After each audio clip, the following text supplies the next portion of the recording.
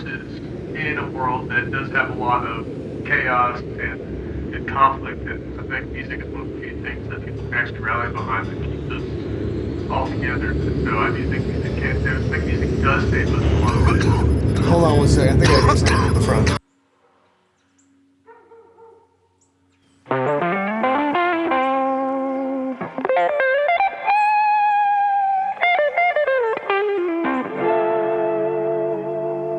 I'm very much a homebody. I don't think I was always that way, but I think it's just a mixture of a lot of things.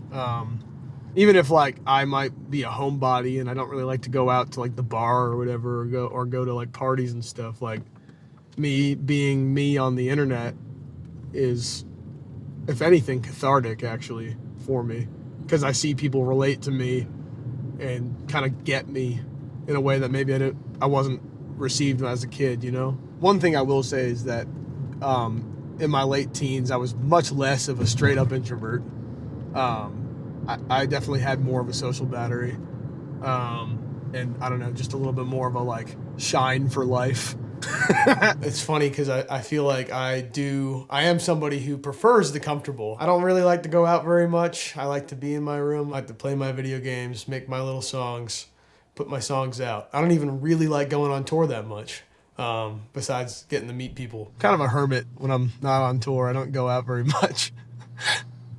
Yeah, I hear that, and yet here we are running errands. I know, right? I mean, how do you put together a day when you're like, I got shit to do?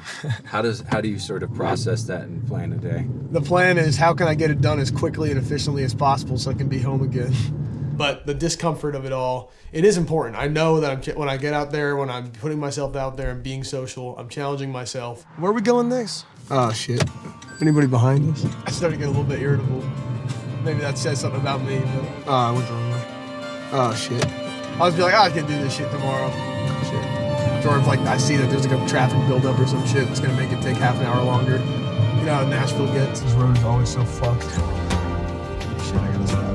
But if you don't have those experiences, you know, you're not going to be the best version of what you can be to make the best thing you can make. So I do think discomfort is not only helpful, but essential. All right.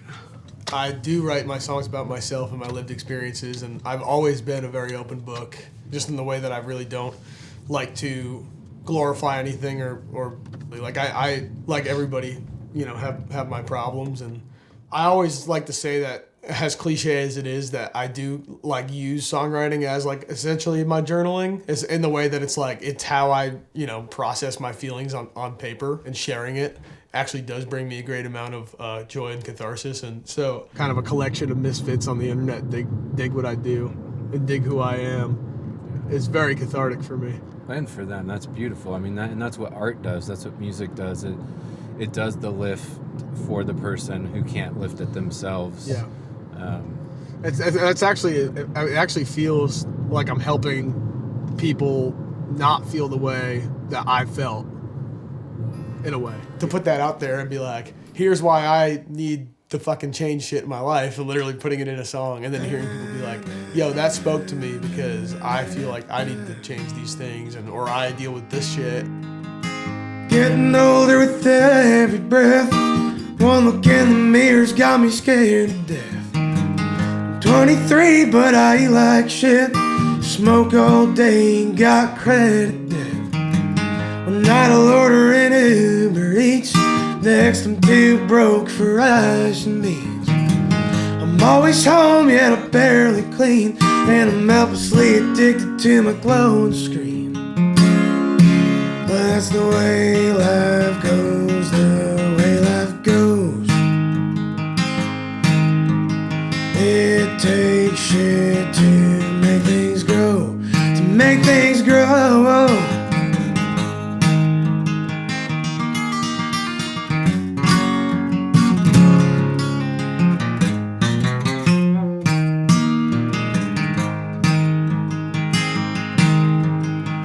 It's hard to find the motivation to change. All paths seem to end the same. Maybe I'm hurtling towards an early grave. Can't seem to screw my damn head on straight. Can't tell if I even care at all. keep hitting the same familiar wall.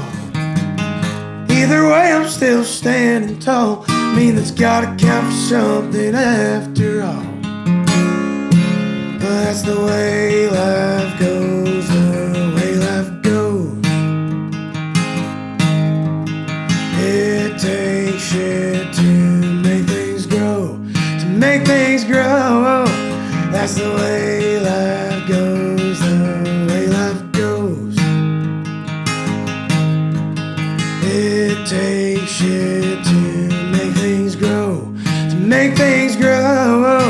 That's the way life goes, the way life goes.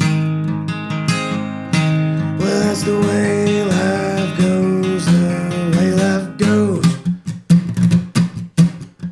That's the way life goes, the way life goes. That's the way life goes, the way life goes.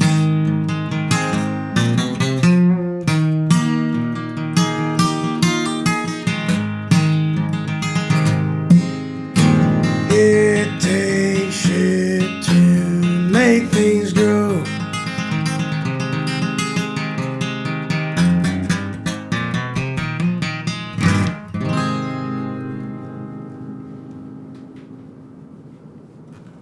You know, talking about myself critically like that, you know, I understand that I need to make changes in my life, and I think it is something I'm working on.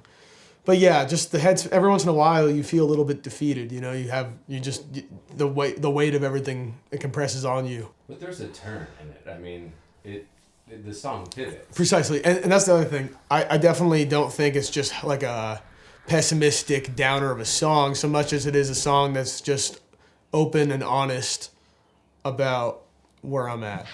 All right, I'm going to Grimey's. It's my favorite record store in town, probably. I'm gonna drop off some copies of my 2024 album back home. It's gonna be awesome. Look at some records.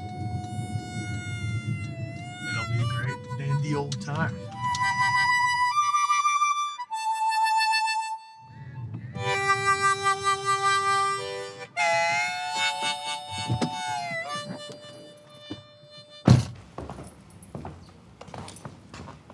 One of my favorite things about Grimey's is it's such like a renowned record store, but they make sure that the very first fucking thing you see at the store is local music. It's like there's a whole section for it, local artists, and like sometimes I file through it and see friends and be like, fuck yeah, you know.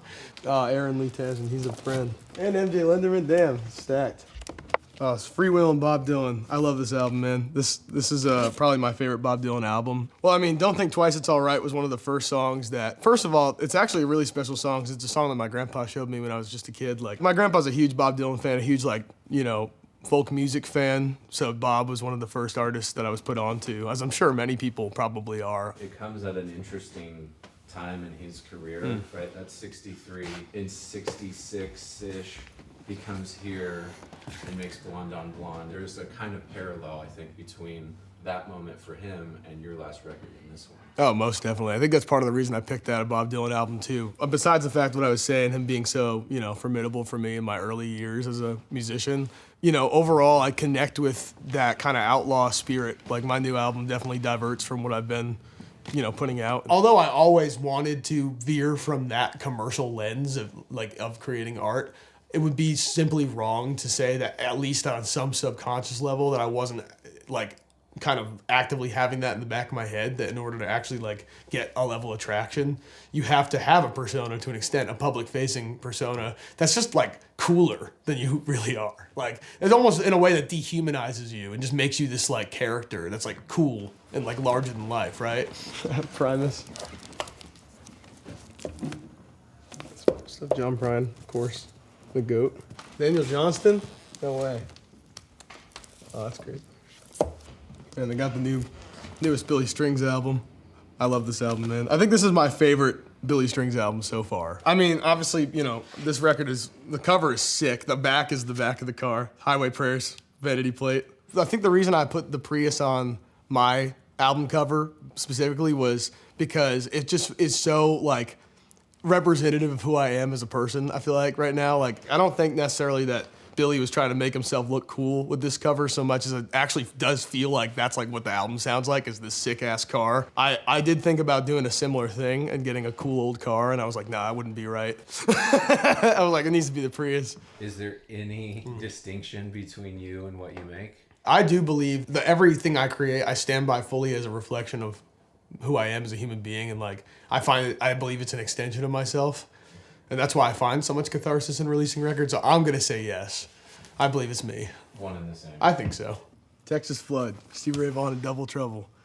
I always called Stevie Ray Vaughan my favorite guitar player. I've just always been really drawn to his style of guitar playing. I think it's very clear in my style of playing that I take influence from him. That kind of guitar playing that bridges that gap a little bit between the rock styles and the blues, and, you know, I would even say in some regards, like a little bit of country, a little bit of twang. It was almost like a gateway drug into more blues music for me, because from there I was able to, you know, dig into Stevie's influences like B.B. King and some of those blues greats, electric blues legends. Obviously, fuck Eric Clapton. All of those kind of electric blues guys were super influential to me in my early days, just as much as the folky stuff was. And tearing that wall down and just allowing myself to be totally free. If it shatters that image, it's not me. I am that fucking scrawny kid with the whack bleached hair and the multicolored polo who played in a punk band. And I'm proud of that. And I also make country music. And I also come from a small town. And I also make, you know, folk music. And I make, you know, blues music, and I want to make more alternative stuff, and I just want to do it all. I just want to be me.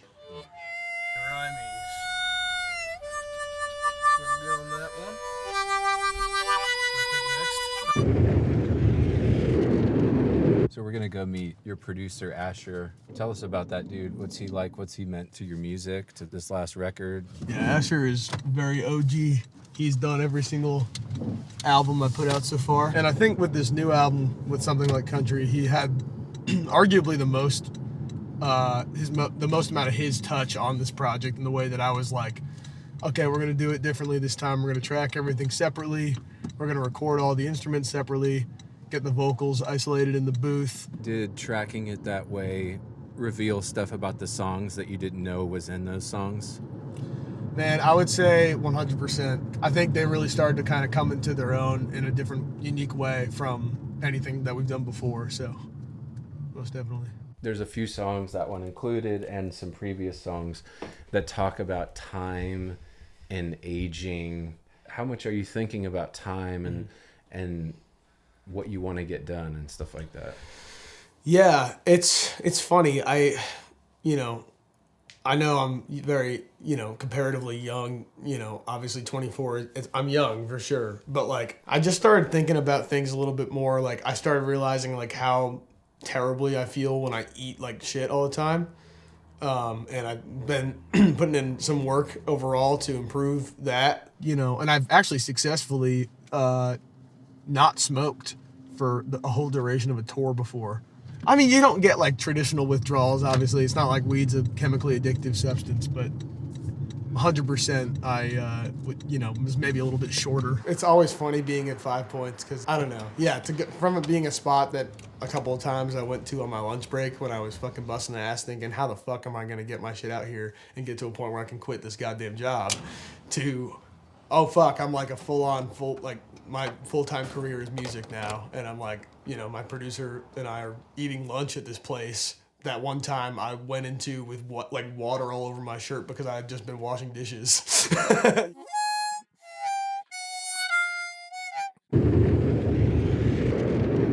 I mean, we just moved, and then obviously I was on the road, and then we got the new place to the east. A little bit further from you and from Gus and shit, but not by much. Yeah, that Prius will take you anywhere. Exactly. I feel like I've been to this intersection 400 times, and I've never been to this taco shop. So excited to check it off the bucket. Yeah, man, I've been a few times. It's pretty good. At the end of the day, man, I remember what it was like to wake up 5-6 days a week at 5 a.m. to clock into the coffee shop. And I had a schedule there where I had to get there that time because I wanted to have my evenings in case I booked shows and stuff. So I was able to work it out with them. I had the same day, shift every day.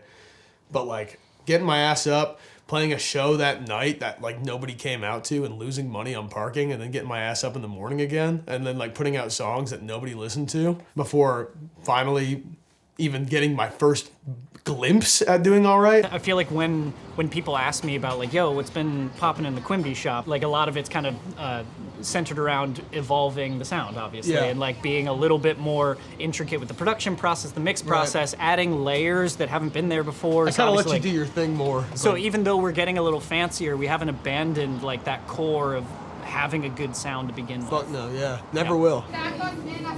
Oh, this just feels like a different kind of, that's a step up, you know? I'm excited, man. So I'm excited for people to hear this shit. We got some sauce for you too, brother. I'm here for it. Cheap fucking Charlie's, man. Yeah, it definitely is poetic, and you know, it's a shift from a very different time in my life to a time now with more stability and more clarity as to what the future will bring. So yeah, my headspace is a lot different this time from the last time I had Cheap Charlie's. Got some lunch with Asher, filled up the tank. Let's get some coffee. Let's do it. Oh, I went the wrong way. Oh, shit. Anybody behind us? No. Okay, we're good. Between back home, you know, which is just a small town in the woods, versus a place like Nashville, it took an adjustment for me to kind of settle in here. I mean, I did live in East Nashville for a little bit first when I got here. I feel like in the past, like, year and a half or so, I've made a really, really strong effort to go home more. Mostly because I miss it. Like, I just genuinely miss that kind of more quaint lifestyle. It is about, you know, missing home, wanting to move home, talking about my Nashville blues, but, you know, it's at the same time, like, you know, if not for Nashville, the album wouldn't be what it is. I'm just gonna get a small coffee. Okay. Man, it's gonna be good. Can I just do a small hot coffee with cream and sugar? I feel like I recognize that guy. I wasn't 100% sure, so I didn't want to be like, yo, what's up, man? Coffee for you. Thank you so much. You. Okay. All right. Car wash time. Gotta get it looking pretty. It's been on the road. I put a lot of miles on this thing. I think I bought it with like, I want to say it was like just under 20,000, and it's at like almost 100,000. Let's talk about Oh, yeah, the we're filming, interlude on the record. Lots to say about that. What, you just want me to launch What into is it? How did it happen? Is that real? Is it real? Yeah, did that really happen? Did that really happen? Did I actually get sent to space?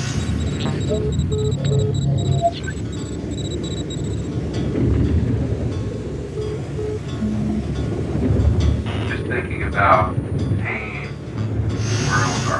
pain, dealing with even a given day, overwhelming, and music save us. What kind of spaceman do you think you would be? Do you think you could hang? And music save us. I think I would be really freaked out because I don't think you're allowed to smoke pot in space. And music save us. Can music save us? I think music is one of the few things in this world that actually can save us. I think it's one of the only unifying forces that can truly get people over their hate for each other, over any conflict. It's one of the few things people can bond over. It's essential. I think in a lot of ways it already does save us day in and day out.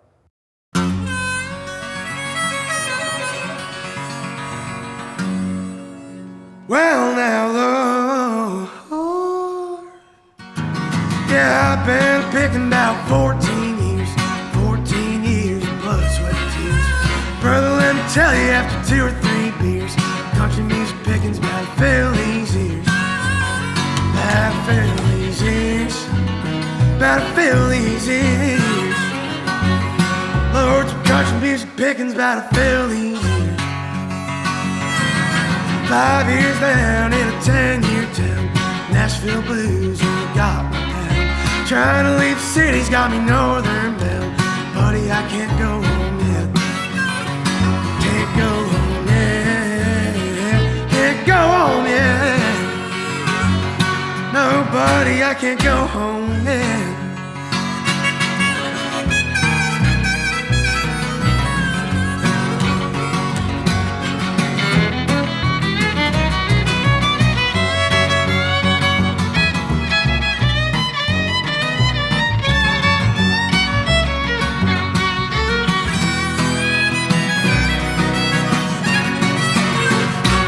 Well, I'm trying to make a killing, but a living will do.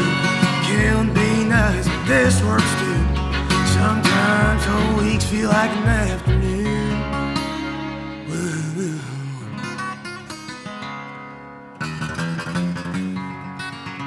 But I'm a picking son of a bitch till I die. Lord, I'm a picking son of a bitch till I die.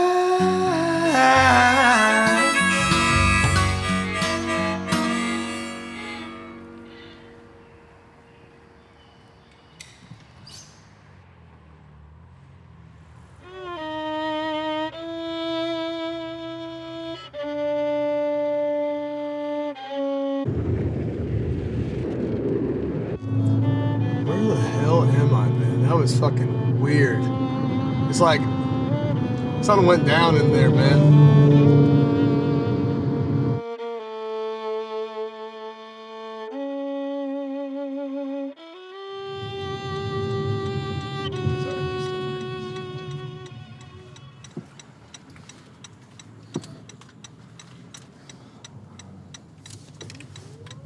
Man, I'm feeling super disoriented out of it. I need to figure out where the hell I am.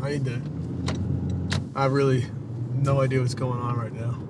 And there were all those colors and the lights, and I couldn't think straight. I mean, I think it's Nashville. This looks like Nashville. You just asked me a question about Nashville, but I'm starting to question reality. Are you guys even here with me?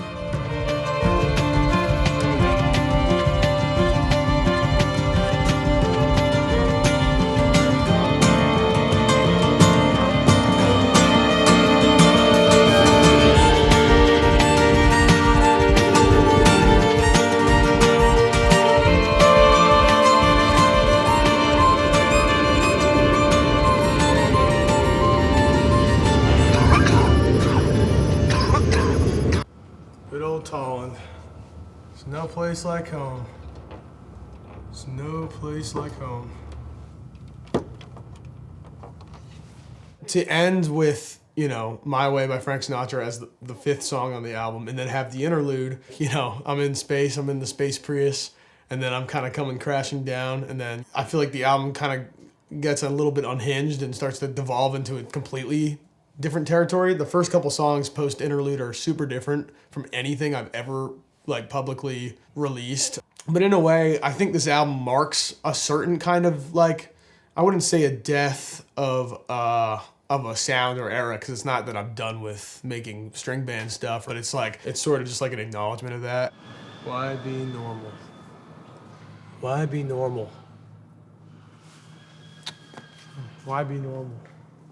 I've always loved Frank Sinatra. I do think it's because my mom used to play some of his songs in her car when I was a kid. And I remember the first time I ever heard it, not even really fully understanding and being able to digest what he's singing about, what the song is even about.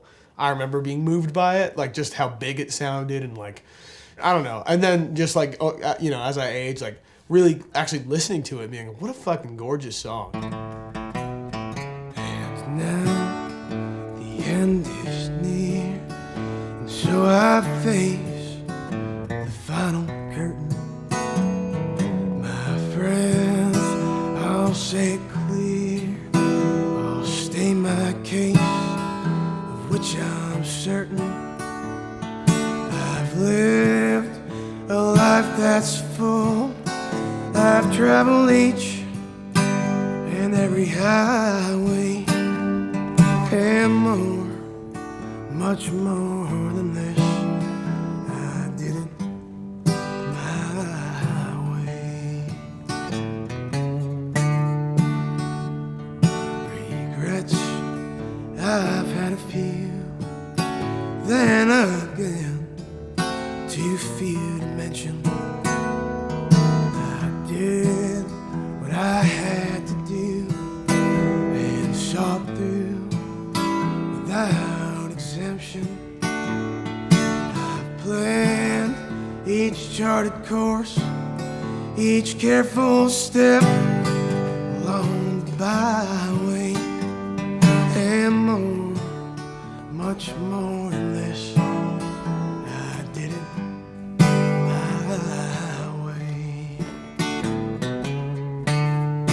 Yes, there were times I'm sure you knew when I bit off more than I could chew. But through it all, when there was doubt, I ate it up and spit it out. I faced it all, and I stood tall and did it my way. I've loved, I've laughed and cried, I've had my fill, my share of losing, and now as tears subside, I find it all so amusing to think I did all that, and may I say, not in a shy way. Oh no. Oh no, not me. I did it my way. For what is a man? What has he got? If not himself, then he has not to say the things he truly feels, and not the words of one who kneels. The record shows I took the blow and did it my way.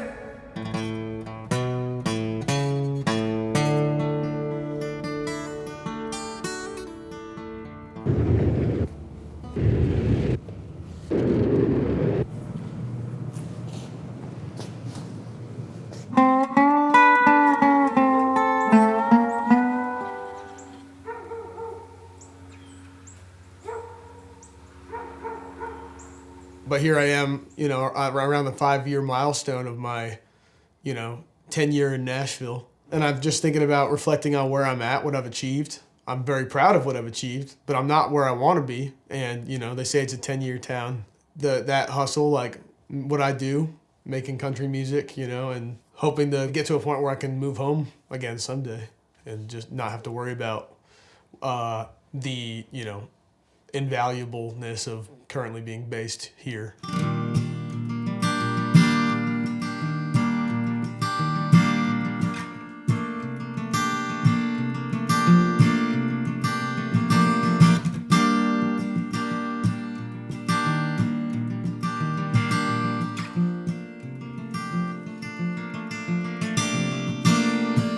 I lectured in clarity.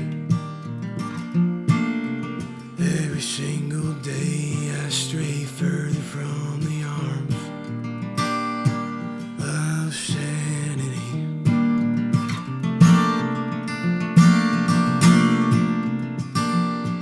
I feel like the mailman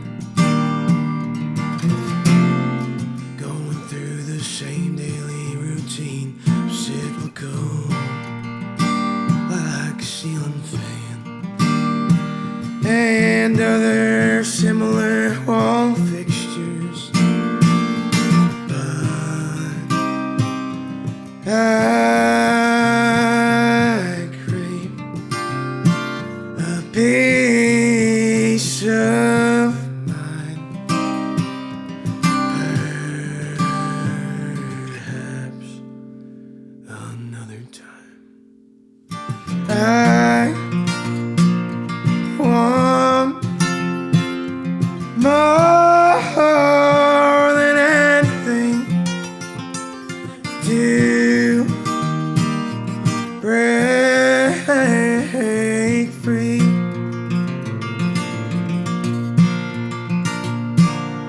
And please, if there's God, won't you reach out to me and tell me it's gonna be alright.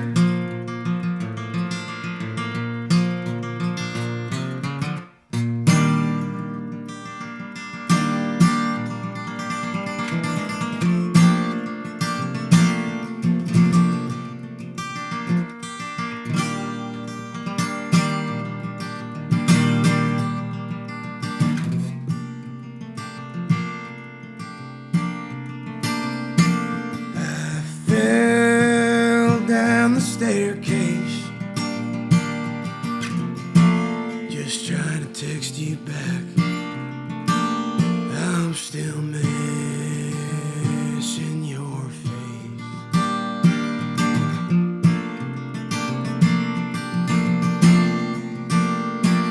I've wandered every field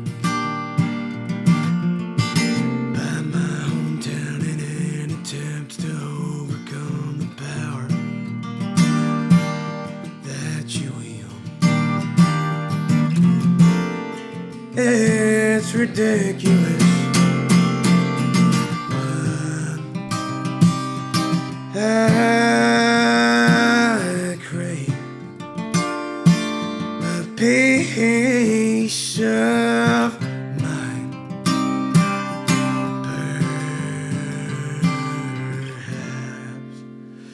Another time I want more than anything to break free. And please, if there's a God, won't you reach out to me and tell me it's gonna be alright?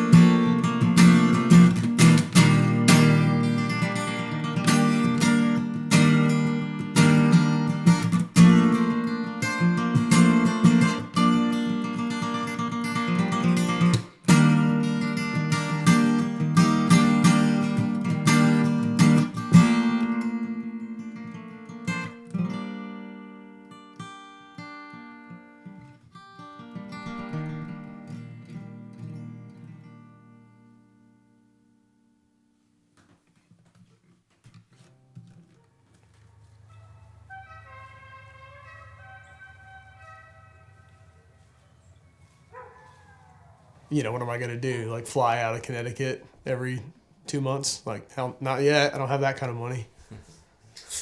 Maybe this record will change that. Yeah. I hope so. Or this video even. Mm-hmm. Maybe we'll all. Yeah.